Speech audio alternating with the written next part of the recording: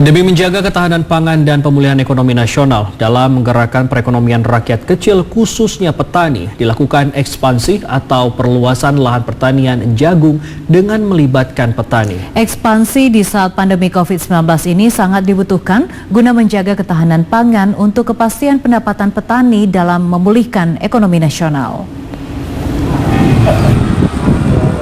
Di Indonesia, hanya sektor industri pertanian yang mampu tumbuh secara signifikan, sesuai data Kemenkyu sebesar 16,4%. Walaupun kondisi pertumbuhan minus 5,3% pada kuartal kedua, langkah ini perlu dilakukan swasta sebagai bagian penting dari upaya memulihkan ekonomi nasional. Dari ekspansi 2.500 hektar yang ditarget sudah terrealisasi seluas 300 hektar dalam sebulan terakhir. Ekspansi di saat pandemi COVID-19 dibutuhkan guna menjaga ketahanan pangan, kepastian pendapatan petani, dan memulihkan ekonomi nasional. Langkah ini perlu dilakukan swasta sebagai bagian penting dari upaya memulihkan ekonomi nasional. CEO Raytech Diversifikasi Rainer Raharja mengatakan, adanya wabah COVID-19 mengakibatkan banyak orang yang kehilangan pekerjaan. Oleh karena itu, pihaknya melibatkan petani secara masif dan pekerja non-pertanian bisa beralih ke profesi pertanian demi meningkatkan taraf hidup mereka.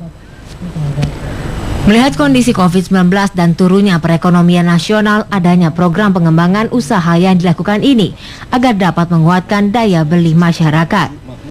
Di dalam kondisi COVID seperti ini, pasca COVID dan laporan ekonomi dari Kementerian Keuangan, kita mengalami resesi di kuartal kedua. Kuartal ketiga juga kita berpotensi untuk mengalami resesi di ekonomi secara makro. Maka saat ini kita berfokus untuk mengembalikan tatanan ekonomi secara makro, di mana kita juga membantu Indonesia memperkuat ketahanan pangan dari segi pertanian, perikanan, dan peternakan.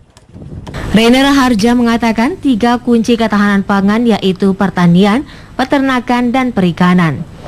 Hal ini jika ditekuni maka akan membuat Indonesia menjadi lumbung pangan dunia dan memaksimalkan potensi Indonesia sebagai negara kepulauan yang berdaya secara pangan.